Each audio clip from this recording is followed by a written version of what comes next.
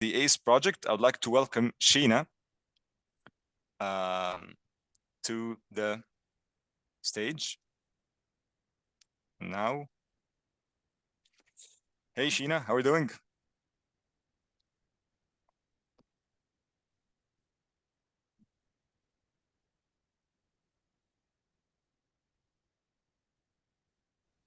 Hello, Hey, how are you doing, I'm Sheena? great. How are you? Yeah, great. All right. So I'm really excited, and we're all excited, and we're all ready whenever you are. Okay, let me share my screen. Okay. Hello, everyone. My name is Shayna Prabhati. I'm in grade 12, and today I will be talking to you about the ACE project, which stands for Alternative Cement for the Environment. So first, I want to start with a personal story. Growing up in Indonesia, pollution was a normal thing to me. I inhaled it every time I exited the car. I would see these gray, smoky clouds of pollution from my balcony. And whenever I was fortunate enough to go to trips to the US, there was fresh air and it was amazing. And I was just like, why can't we have this in Indonesia? Hence my mission statement. I believe we can build a better Indonesia while lowering carbon emissions to slow down the effects of climate change.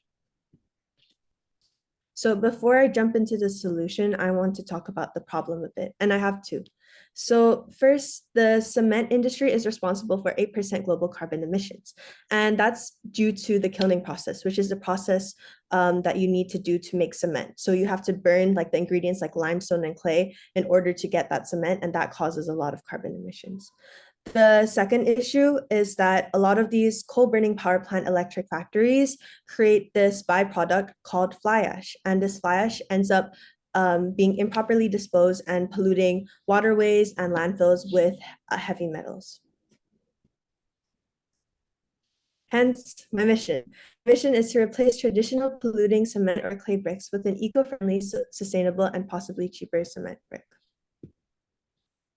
So before I jump into more about the solution, here are some statistics. So for every kilogram of cement created, 0.9 kilograms of CO2 is emitted. 1.7 billion metric tons of global CO2 emissions is caused by the cement making industry. And like I said, that's 8% of global emissions. And more than 65% of the fly ash produced is disposed to landfills or waterways, polluting ecosystems. Okay, so here's the solution. Fly ash bricks. And I will be explaining how these fly ash bricks beat regular cement bricks in 4 aspects. So number one, it's more beneficial for the planet. By reusing a byproduct from coal burning factories, not only are you preventing that fly ash from being improperly disposed and polluting waterways and landfills, but you also can cut down on the cement manufacturing process because fly ash is used in the majority of bricks instead of cement. And furthermore, you can also save water using the bricks. So that's also a natural resource that can be preserved. Furthermore, it's more beneficial for builds. So fly ash is also known as an enhancer for cement. So it can actually create a stronger compressive strength for cement. And they do this because the fly ash has a chemical compound that reacts to the free limestones in the cement, which makes it more cementous or like more stronger. And there's better cohesion. So and there's less segregation rock pockets and there's less thermal cracking, which is when the cement cracks because of the heat. And so it just makes it stronger in general. Furthermore, it's more economically beneficial. Since fly ash, you do not have no additional costs to manufacture, such as cement. You can cut down costs significantly. And finally, there's an abundant supply. So as long as there's these coal burning power plant factories, there will always be fly ash. So first, I want to talk a bit about the prototyping stage. So I created about 9, I started with 12. I narrowed it down to 9 initial formulas that I decided I want to test. I went into university lab and I did a strength compression test and I managed to narrow it down and focus on one of the formulas. And based on that result, I started to mass produce it to create uh, to create a 2 meter by 2 meter prototype house. And the initial goal for this house was to see if these ACE bricks could withstand different types of bricks. So there was regular cement bricks, there was clay bricks, and there was this clay and fly ash mixture. And till this day, the fly ash bricks seem to withstand the best, and they could withstand, so because we had several earthquakes, they could withstand earthquakes and heavy rain. So I would like to address some limitations. Obviously, this is still in the experimental stage. It's very far away from becoming a product that would be ready to go onto the market or to um, be available commercially. And there's a lot of, it really depends on how you mix the formula and your method of creating this cement brick, because you can have different outcomes. And so far for our progress, I have received a grant from the Iris project to create this sidewalk. And the sidewalk is, uh, it was damaged by an earthquake and it was in front of a rural Muslim school. So we managed to build that sidewalk in about 2 weeks.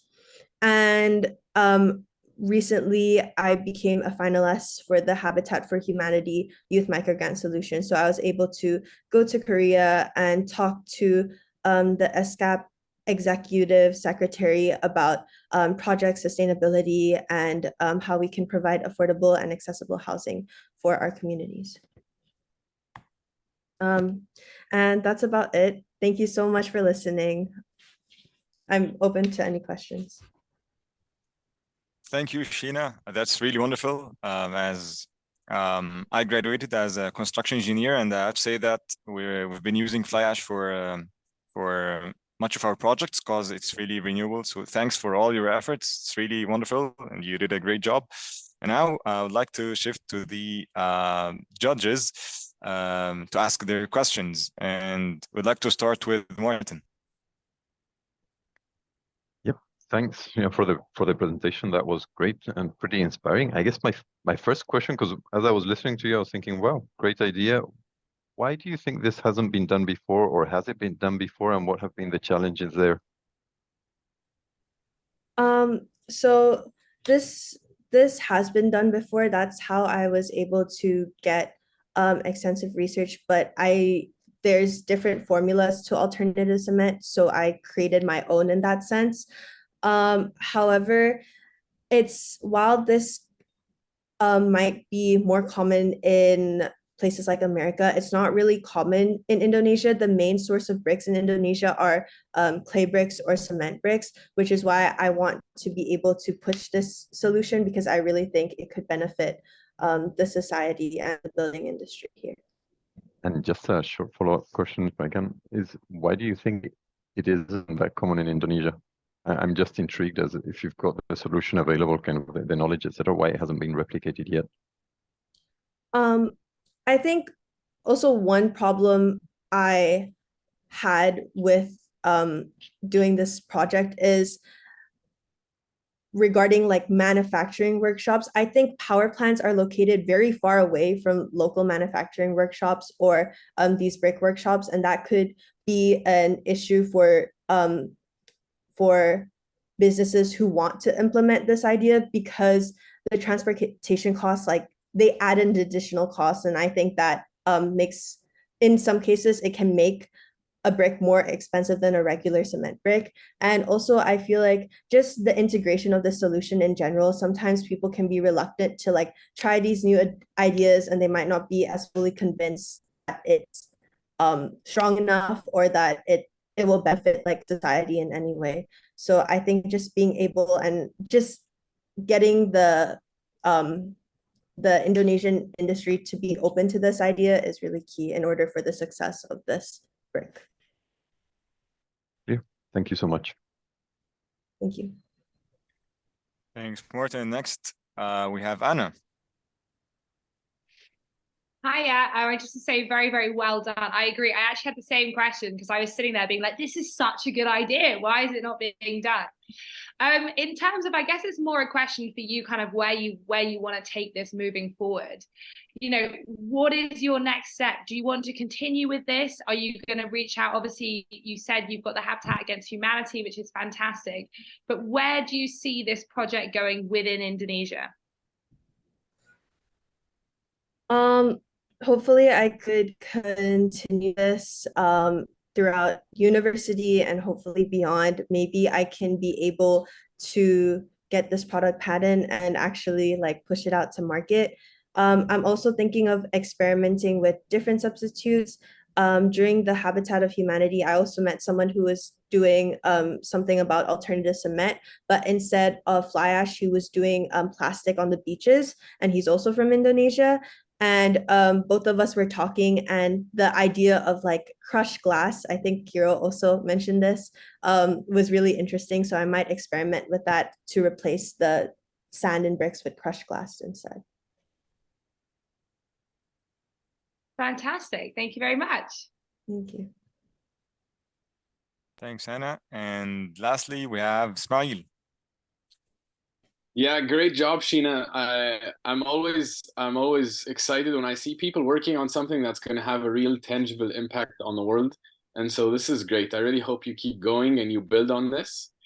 Just building up on Martin and Anna's very good point about this is such a great idea. We should see it, or we want to see it, right? So I think maybe the next step for you then is to consider and then maybe look into, all right, is fly ash readily available in Indonesia?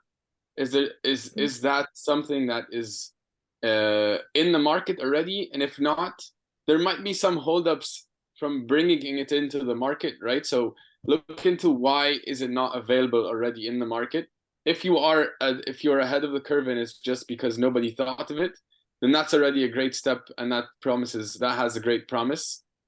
And then I love to see that you're working on building your own formula and so forth. So that's quite complicated, but keep going with that effort, and hopefully you can come up with a great formula and potentially patent it, and that would be great. I have two small comments just regarding when you're establishing your problem. Maybe it would be good because you mentioned you want to bring this to Indonesia, correct? Specifically regarding Indonesia. So then maybe give us some more information about the context in Indonesia. So how bad is the pollution issue in Indonesia? Can you relate it more to that local context so then that your solution makes even more sense? You mentioned global statistics, which is great, but I'd say maybe add some stuff about Indonesia. Okay. And also, it's awesome that this flash bricks, they're so strong and great. But be careful also not to make too big of promises, to stay at school withstands earthquakes. Be careful not to promise to over promise, because then you can lose some potential credibility and it can be held against you. Okay. But yeah, other than that, this is a fantastic idea. I really love the effort that you're putting into it. And I think something great can come of this. So very good job, Sheena. Thank you. Thanks, Sheena, for your time and for presenting. And definitely we'd like to thank Miss Mary for working you closely on this project.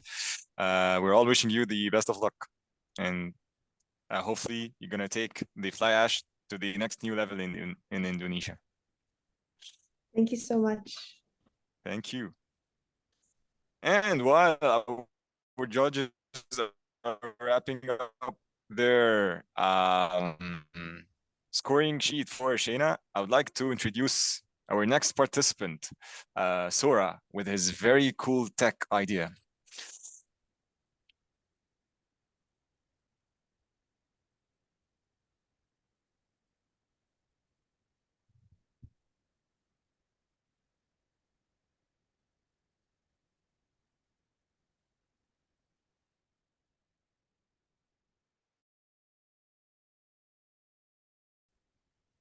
Hello. Hi. I'm good. Hey, Sora, Yeah, how are you doing? I'm How are feeling you a little feeling bit better. today? Have you been able to recover? Yeah, I'm Okay. excited to present my idea today. Yeah. All right. So we're all ready, Sora, whenever you are. Okay.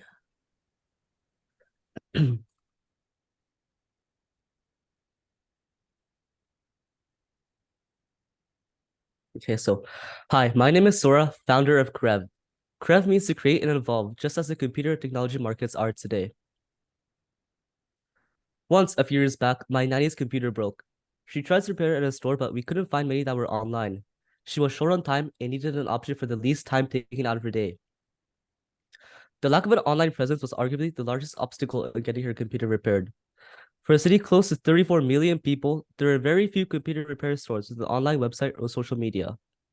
Taking my computer to the store, describing the problem, and bringing my computer back from the store would take 2 to 3 hours. As one of the most congested cities in the world, she didn't want to spend that much time commuting. Her problem was eye-opening to me and laid the foundations for the idea of Krev to help others. In Jakarta, you can find many stores on the streets that can repair your computer. However, since these stores do not realize the opportunities of an online presence, their services only spread by word of mouth. Companies I can find online, however, do not utilize this factor to their fullest potential. The websites are often confusing both to navigate and to purchase their service. These issues don't even touch the iceberg that is convenience and reliability and credibility. Krev will focus on building trust in the customers by maximizing credibility and prioritizing customer satisfaction and convenience. Finding a store to repair your computer can be extremely stressful and difficult, considering you don't know which websites are real and which are not. Our vision is to make computer repairs accessible to the average person. This includes creating a service that prioritizes customer convenience and satisfaction over everything. This will, in turn, create a community for satisfied customers, encouraging others. Krev offers an easy-to-use online website and social media, as well as a door-to-door service. To expand further on our ideals of customer convenience, we will implement a method in which all the customer has to do is give their computer to their delivery man and wait for a week until they receive it back from the same delivery company. Krev will work closely with delivery companies to pick up and drop off customer computers with me. Using these strategies, we will create a community for people seeking help. We plan for in the future to have a forum where people can communicate their problems and solutions, increasing our potential customers. At Krev, we want to create a way for customers to be able to conveniently repair, maintain, or build their dream computer the best way possible. Our target customers are students and adults who require heavy usage of computers in their daily lives. These people simultaneously want a speedy way to get their computer repaired while they are at school or work. Since our target audience is not limited to one specific gender, community, or social status, many people will want our service. As one of the most populated cities with a large youth population, our target market is expanding every year. Our solution consists of 2 phases: online communication and delivery. The customer will first reach out to us via our website or social media, then describe their needs. I will help go through our services and choose the one most suitable for the customer. Next, by working closely with the delivery company, the customer will deliver the computer straight to me and back when their computer is ready. Our revenue model involves 3 service packages: repair, upgrade and build, and maintenance. All 3 packages revolve around our values of customer convenience, whereby all the customer has to do is give the computer to delivery man and wait until they receive it back in a few more days. Costs for each package will vary depending on what or how the customer wants service for the computer. This will all be communicated through our social media. This is my business Canva model that I've worked on related to Krev. Currently, Krev is in the process of soft launching. We have already created a working website and social media and are testing on methods to reach out to customers. We expect Krev to be fully up and running in a few more weeks. Here are some examples of previous work I've done with computers. At Krev, we are dedicated to your convenience and satisfaction to fulfill customer needs. We're Krev, and from repair to performance, we've got you covered. Thank you. That's amazing, Sora. That's really, really wonderful. And my question to you, have you been able to repair your nanny's computer? Yeah, I ended up repairing her computer by myself, and she was very happy about it. Whoa, that's very cool.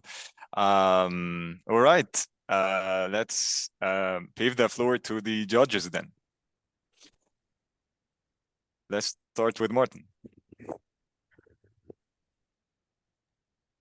Yep, thanks a lot, Sarah. That was super inspiring and yeah, and interesting. I guess my first my first thought was around on the challenges you might get into when it comes to credibility, both with the customers, i.e., giving your computer, especially for a young adult, say a 17-year-old, an 18-year-old, etc., it's quite a big piece of your life.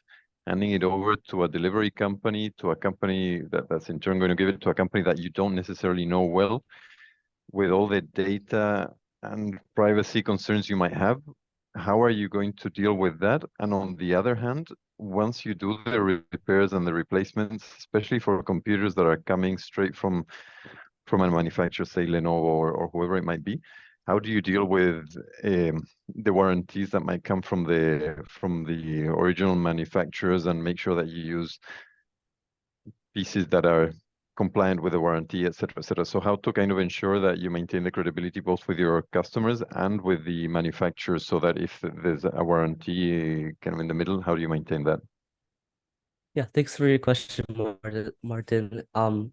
So basically, on our website and social media, we're gonna have a lot of examples and a lot of pictures and videos of previous work that I've done, and also testimonials from other customers that help provide and back up credibility on my part.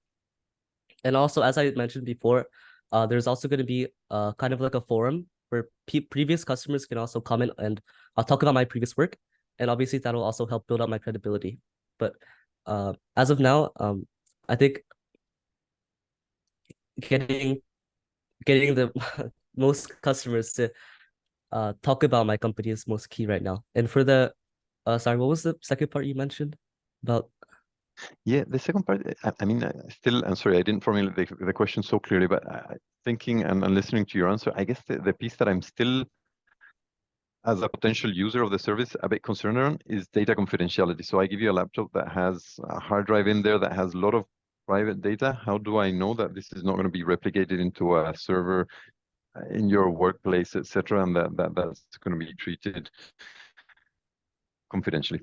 Well, I guess it all has to do with the things I mentioned previously. Also, like customer testimonials and photos of work that I've done before that'll really help to back up my claims, and that'll hopefully if they aren't confident with me, then I guess they can work somewhere else. But I guess by having these testimonials and photos and videos of myself and previous work, they'll hopefully just believe in my work and ethics. Yeah. Clear. Thank you very much for that, Sarah. Thank you. Thanks, Martin. Next, we have Anna.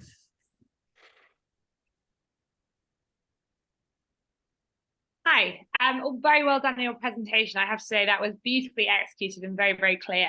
I guess the question I have is, obviously the target area that you've mentioned is kind of your young adults, say up to 30, and down to middle school students. And I think for a lot of these people, particularly sort of the 18 to 30, finance becomes quite a big impact on services they decide to use, more so probably than older adults, than those who are over 30. But a lot of these companies, if you, for example, in the UK, if you buy a laptop from a shop, often they will give you for a year or two a guarantee where they'll provide a free service. And obviously, yes, you have got that problem with time being a factor and you have to go to the store, but it's often taken in on the initial cost you spend. So how are you going to encourage people to pay for a service when they could potentially have it for free initially? I'm sorry, I'm not sure what you mean by that. Could you? I think my connection is really bad.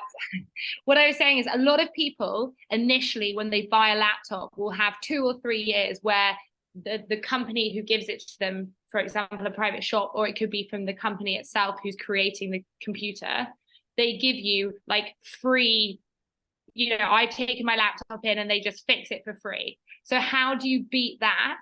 I know you're saving on time because you don't have to go into the store, but for a lot of these young people, parting with their money is kind of the initial concern because they're in the first couple of jobs they do. Yeah, so I guess what's well, but I'm sorry. I'm sorry. My mind just went blank. Could you repeat that again? Don't worry at all. course. No, of course I can. And you can just say you're providing a better service. No, what I was saying is in terms of when you initially buy a laptop, a lot of people have a guarantee. So that computer company will fix that computer free of charge for the first 2 or 3 years. Yeah. Now that does involve taking that laptop in. So obviously you've solved that problem in terms of that person doesn't have to travel in to deal with the laptop. But I was saying in terms of the target audience you're aiming at, they're all quite young people where they don't necessarily have a lot of money to spend. So they might opt to take the free option from the original company rather than use your service that might save time, but it has a financial cost. So how do you intend to kind of encourage them to do it? So the computers that people in my target audience's range, they're not really covered by the warranties that they first originally bought their computers for. And also, many stores in Jakarta don't even have that service from the start in Jakarta. Like for repair companies, they don't have a service where they can provide free repairs for future months. And yeah, so that's where we don't really differ from other companies in that way. Perfect. So specific to your context. Thank you. Yeah, thank you. Thanks, Anna, and thanks, Sora. Next, we have Ismail. Hi, Sora. Excellent presentation. Hi. You did a great job of articulating your problem and your solution.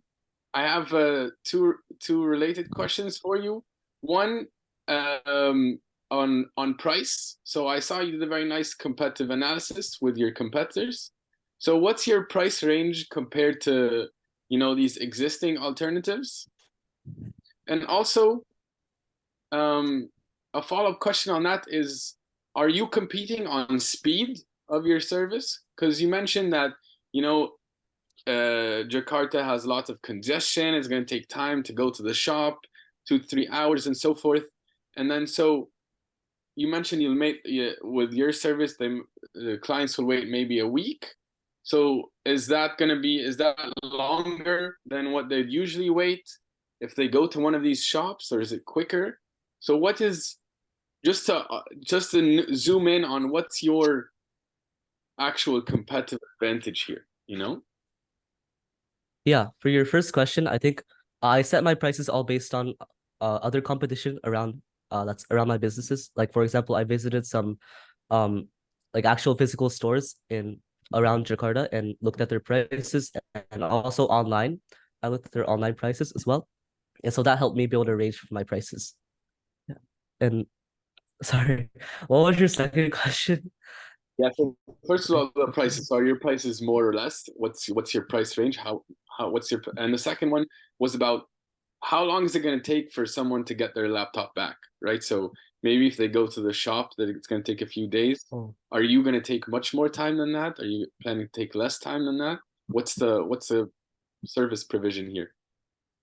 Yeah, so for the prices, my prices are almost the exact same as anything you can find in Jakarta for repairs. Well, for repairs, it really depends on what you're getting repaired, but for the most part, it's the same. And also for building desktop computers, that's also a lot of the stores in Jakarta, they price their building costs at a much higher price than we do. So price would be our edge on that part.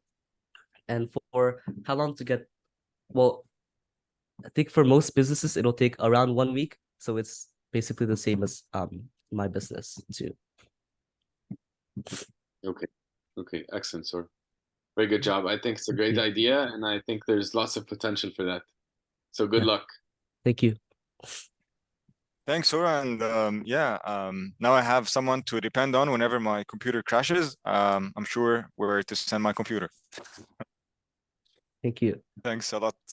Thanks, Sora. All right, for our third participant today, someone who loves books a lot, we have Atlas. Hello. Hey, Atlas, and welcome Hi. to Hello. the panel. That's me. Hello. Yeah. Do I just start? Yes, whenever you're ready. Okay, let me drink some water first.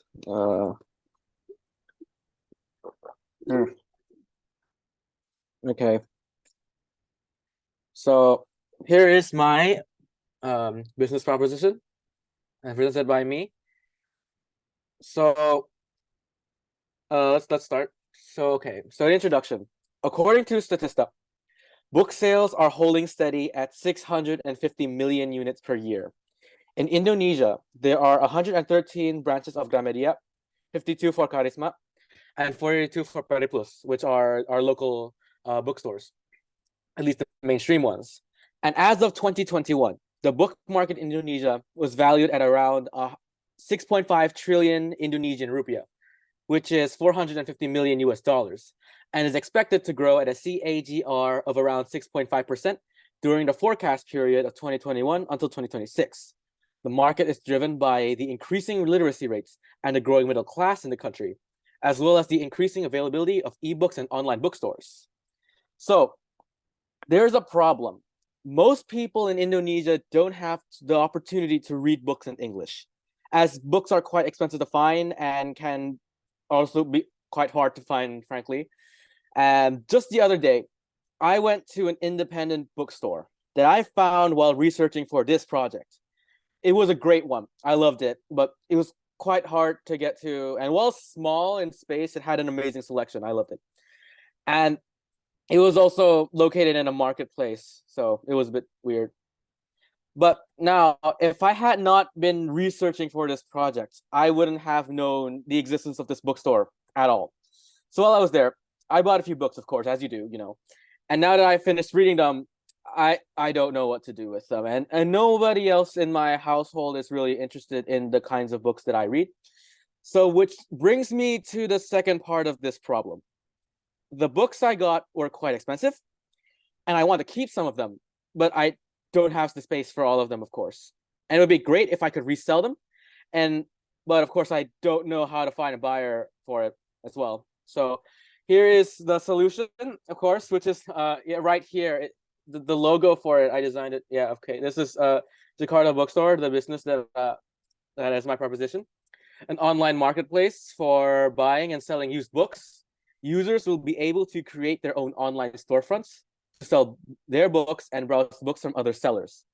The platform will allow users to search for books by title, author, and genre, as well as filter by condition, price, and location. We will also offer a feature for customers to leave reviews on booksellers, creating a sense of community and trust among our users. But of course, there's more. In the process of researching for this project, we also decided to partner with brick-and-mortar bookstores, and we'll also have new books for purchase as well. But more about that later, of course. So here is our mission statement, which is make books affordable and accessible for everyone to make the act of reading simple and enjoyable. And now let's go on to the nitty-gritty of the details. So we start with the bookstore, which is the main source of revenue, of course, and it comes with a system for buying and selling used books, with a wider selection of books to be enjoyed, because in those bookstores, I felt that the selection was very mainstream, but I felt like it could do more. And new books will also be available through partnerships, of course, with those brick and mortar bookstores, as I've said. So now to the secondary part of the project, which is the library. So many people have books that just sit on a bookshelf and they don't want to sell them. But they wish they could make some money off of them, of course. So here is where the library comes in. Users can make their books available for others to borrow and make money while still, of course, maintaining ownership over the book. The library will generate revenue through monthly subscriptions and late fees. We'll have several subscription options available, as well as a pay-as-you-go one. And 50% of the monthly revenue will be reinvested to purchase books that have an in-home library and increase our revenue. The main appeal of the library is the allowance of users to make their books available for lending, and turns your entire user base into a collaborative community of lenders and borrowers, which helps the business into expanding our selection of books and increase profits. Of course, now here is our business model. We've covered components throughout the presentation, but this is mosely for visualization's sake. So if you have any further questions, please feel free to ask later during the Q&A session of the presentation. So now moving on to this part, which is mostly our goals and a little more details, of course, extra details. Oh, wait. So first is the target market. Now, as you can see, it says kids, teenagers, adults, and the elderly. But really, it is people who need books in English, and while English books are quite difficult to find, and who might not have easy access to it, people with limited financial resources who don't have disposable income to spend on pleasure reading and need books that are less expensive, and people who have many books that want to sell them. So it is, of course, technically everyone. We will generate revenue through commissions on each sale made on our platform, as well as monthly subscriptions from the library portion. The library also generate revenue through late fees, and yeah, okay. I think I said 50% of it will be reinvested to buying more stuff. So yeah, and of course now for marketing, social media advertising, search engine optimization, online partnerships, whether it be book-related websites or brick-and-mortar stores. Operations will be built upon open source technology, such as WooCommerce and WordPress, to keep costs low, of course. So that is the conclusion of my presentation. If you have any questions, please feel free to ask them. Thank you very much. Thanks, Atlas. That's really wonderful. I actually had a question. What's your book genre that you read? I don't stick to a specific genre, really. I mostly read either literary or light novels from Japan that are translated to English. So yeah, it's kind of a pendulum between those two. Yeah, and what are your top 3 books that you'd like to share with everyone here joining you today? Oh my good. Okay. I have one right here. I'm sorry. Okay, no. First one is definitely this. Raise High the Roof Beam Carpenters and Seymour Introduction. I think it is beautiful. I think it is an extremely wonderful piece of work that genuinely talks about the themes that it tells wonderfully, as well as its framing device through family saga as well. I think it is just an incredible piece of work. It's like 200-ish pages, and I would say that I think I read it in a day. I think it is worth a read, of course. The other ones, if I were to think to share with a general public, I'm just mostly gonna pick through the ones that I really enjoyed. I would say I read this one really recently, but it's from Chinese. I plan to read it in Chinese first. Sorry, not in Chinese first. I read it in English, and I have the Chinese copy. Right, let me get it. So it's this book, but it's the English version of this book. It's by Mo Yan. It's Shifu, You'll Do Anything for a Laugh. I don't know how to read that last Chinese character, so to save my embarrassment, I won't be reading it. But basically, it is a short story collection from this Chinese writer that tells, of course, multiple different stories and gives perspective on Chinese contemporary life and also Chinese life during the Cultural Revolution, and it does it wonderfully. Especially the writing style is immaculate, and I don't know how it translates from Chinese to English, but I'm sure the Chinese is just as beautiful as it was in English as well. And now, if I were to think of a third, I have to look through my long list of what I've read recently. Oh, no worries. It's okay. I think I'll recommend one from Indonesia, because that's where I'm at and where I'm born in, which is Man Tiger by Eka Kurniawan. He is a really popular author in this country. The book has a lot of very intense things happening, but it is an incredible look into Indonesian society, especially in the scale of a village. I personally love stories that talk about the characters, their settings, and how they play off of each other. And Man Tiger does that beautifully. I read this book in Indonesian, and I thought the prose was disgusting in a good way. As in, it managed to convey so much in a deadpan tone while maintaining this this whole narrative that starts off with the opening line of some 17-year-old biting off the neck of this one guy, and then it cuts to some man fishing in his pond, and it just continues that long stream until it ends, and it just goes back to the beginning, which is incredible. And it also has in some insights into how Indonesian society is at least on the scale of a rural village, which is one of my favorite things, other than urban landscapes and villages are two of my favorite settings personally. I know there are two opposite halves, and the first book I mentioned, which is Raised High the Ribbon Carpenters, is a part of a series of books by Salinger, of the few that he's published at least, and it also does the urban setting, at least the opposite side of what I just talked about, just as well, I think. Yes, that's wonderful. And Sorry if yeah, I we gave an have extremely actually long answer.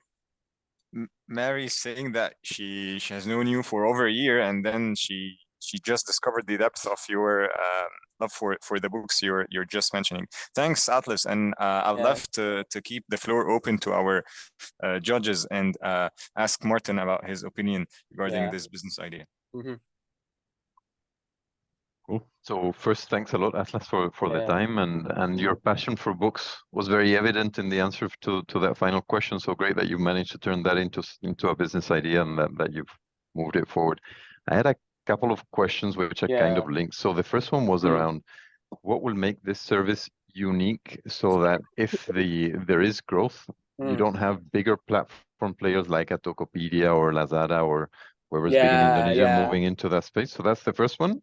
The second question is actually what I was reflecting when you were talking about people who want to read in English in Indonesia, and thinking that those people are probably from slightly higher socioeconomic segments, and so they might actually be using e-readers. And if you've got an e-reader, then you've got access to everything outside of Indonesia at prices that are competitive, or even downloading from places where you can get books cheaper, etc., etc. So I was thinking on the digital side, both in the platforms that might compete with you, as well as e-readers, and how you tackle that.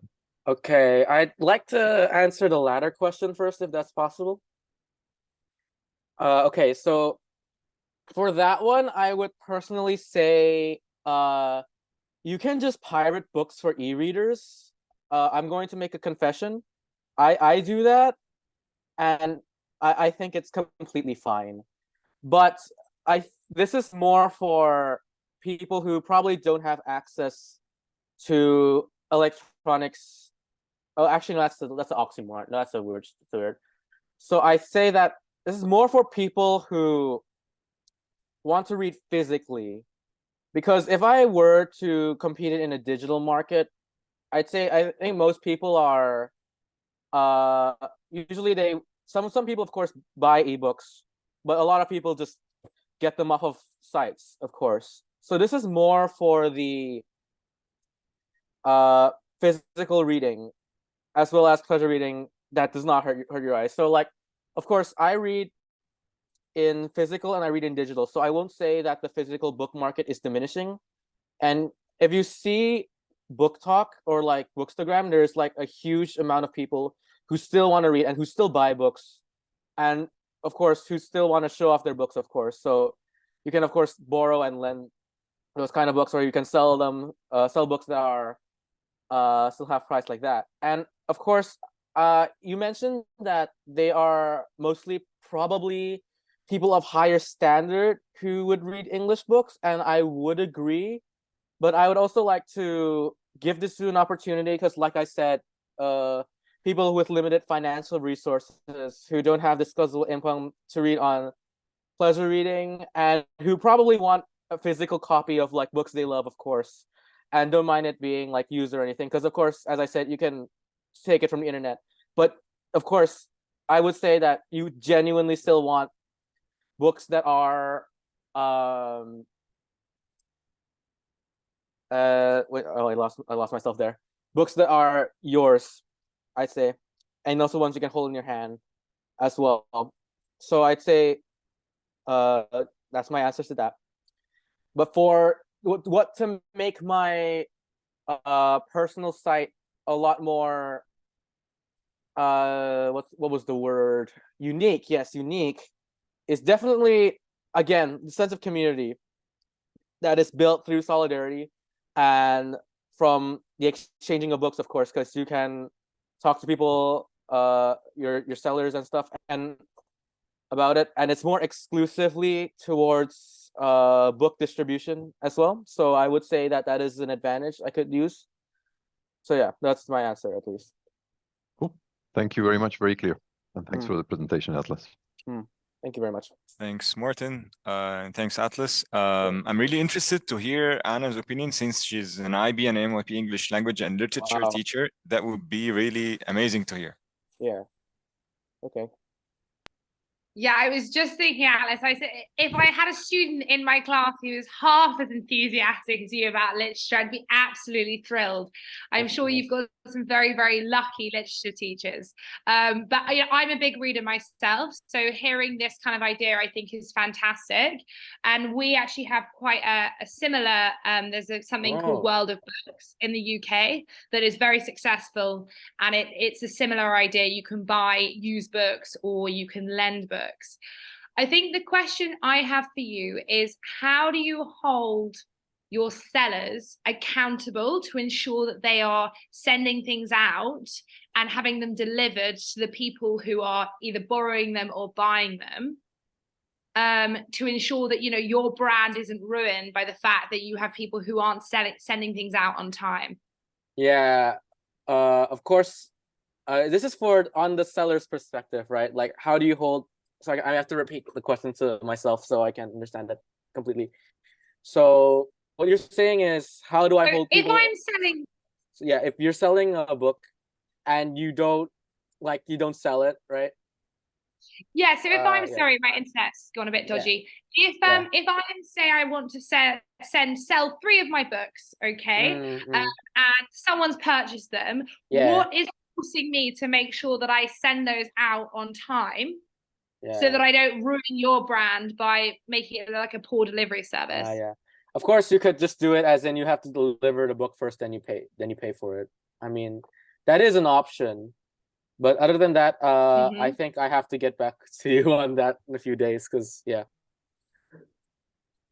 Perfect. A plan for the future. Yeah. Thank you very much.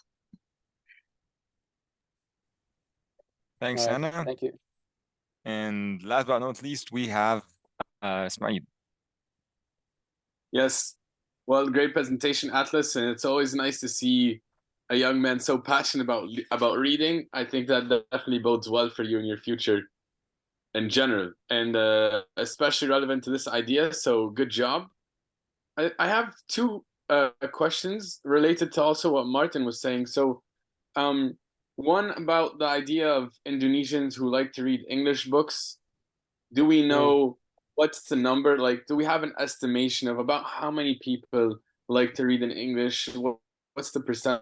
Maybe you can even showcase that in terms of number of English books bought and sold per year, and give us an idea of the potential market size for that for you, so you can have an idea, all right, how potentially interesting that market is. And then the second one is, then I would have liked to see more of a competitive analysis about, right, who are the other players in this market, you know, because you're competing with already existing bookstores, you're also competing with Amazon and, you know, those big platforms. Of course. So how present are they? And then in that case, you know, when you identify those competitors, you can really hone in on, what's my niche? What can make the Jakarta library Jakarta bookstore unique and intriguing to potential customers? So I don't know if you have any responses to that. I can probably answer the last question. Can you repeat that? It was what Who are your kind of competitors? niche I have against my competitors. Is that right? Yeah, yeah. Yeah, well, I would say probably that like it's more, at least a lot more diverse than what is usually sold in the main stores. Also because I want to be working with the local bookstore that I mentioned that was in English. But they sold English books and they sold Indonesian books, and I just went there again today, and they have a lot of books that I don't think I've ever seen sold anywhere else. So of course you can work with them for to boost our platform as well, I think, and I can find more of them because I think I follow a few bookstores, and there's a lot around Indonesia that's not in just in Java or Jakarta for a fact, and Jakarta is where I am right now. Yeah, well, that's great. See, then you can try to maybe try to see what would your niche be, and maybe your niche is a specific genre or a specific type of I think it's area. more like less of the mainstream stuff, I guess, which is There you I go. mean I wouldn't say that's like, I wouldn't say that's a niche, and more so just like, well, because there's like the book market is so saturated with a lot of other things. Maybe Yeah. people who also want to find things that are different or maybe interesting because they already read like all of the really popular stuff and just want to find something that is different could go there as well. Well, that's perfect. That's also that's great. I encourage you to think about that more and to Mhm. refine it. Yeah. And I also say I really like the idea of the library. I think it's fantastic, but Yeah. also encourage you to think about the logistics behind that and how much Of would it course. cost to maintain, because maybe it's too expensive to actually maintain, Of and course, then yeah. maybe that's a feasible idea. So I Mm. encourage you to rethink that as well. Yes. But otherwise, love your energy. I think it's a great idea, and good luck with it, Atlas, moving forward. Yeah, thank you very much. Thanks, Atlas. And yeah, perhaps you'll just need to do an extensive market research on your niche, and that would be great. Thank you, Atlas, anyways. And thanks for your energy and for recommending us those books to read. That's really wonderful. I guess I'll have to learn Indonesian first in order to read some of your books. That one has an English translation. That's why I mentioned it. Okay. So yeah. All right. That's great for me. Thank you, Atlas, for your time. All right. Last but not least, we're having Arjun, but unfortunately, Arjun is in a very different time zone than us. He couldn't make it today to the bullpen as he's having an exam. However, he has recorded his presentation for us to watch altogether. So I'm gonna share my screen. Just let me know if there's any issues with the sound. All right. So his business name is Body Tutor.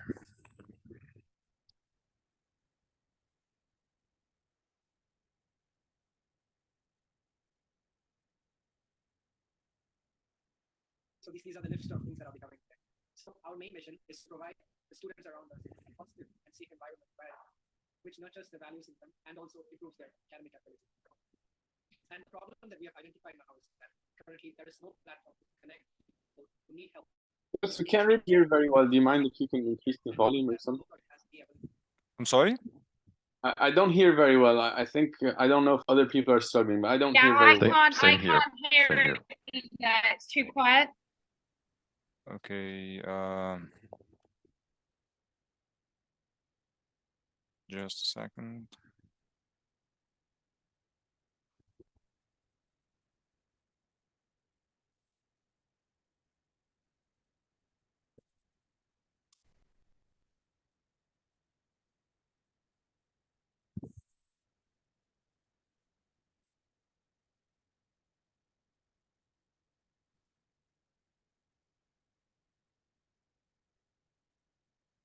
Okay, just a second. I'm gonna search for another alternative.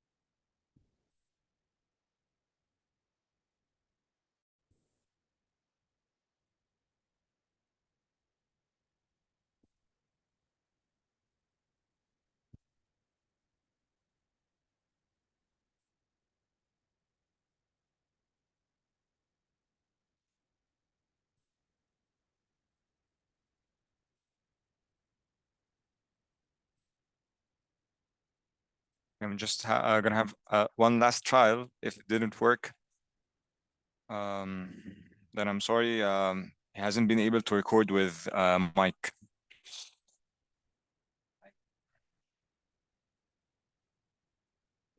It will also set them apart and give them extra credits, addressable market. All right.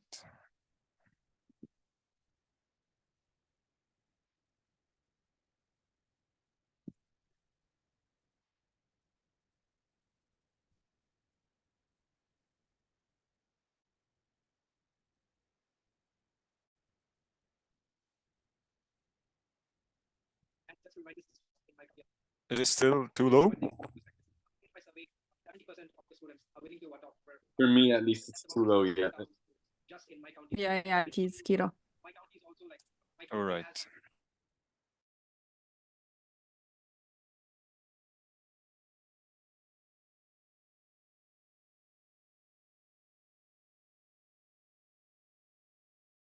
All right. Unfortunately, we won't have Arjun with us as there were sound issues there. However, that he can always participate in the next bullpens, but this time he has to be physically here. So we're now done with our participants' ideas, and we'll leave the remaining minutes for judges to wrap up their scoring sheet. I was actually very inspired by all those ideas that has just been presented, and I know that every participant did their best. They've worked so much on their ideas. They spend day and night working during their hectic school schedule, and that's really great, as they knew how to dig deeper and manage multiple responsibilities, and that's really amazing. So we're actually having today Devi with us, and I would like actually to hear more from Devi. How are you feeling today, Devi? And what's your opinion and what's your view on those different ideas that have just been presented?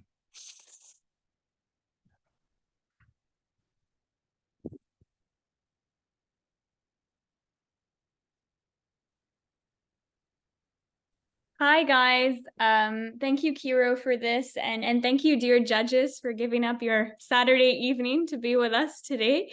Really grateful. Really enjoyed hearing this. Some of the students on the call I have known for quite a few years, and I was so impressed by the amount of growth, shared and seen. I think a couple of things just to share from my perspective.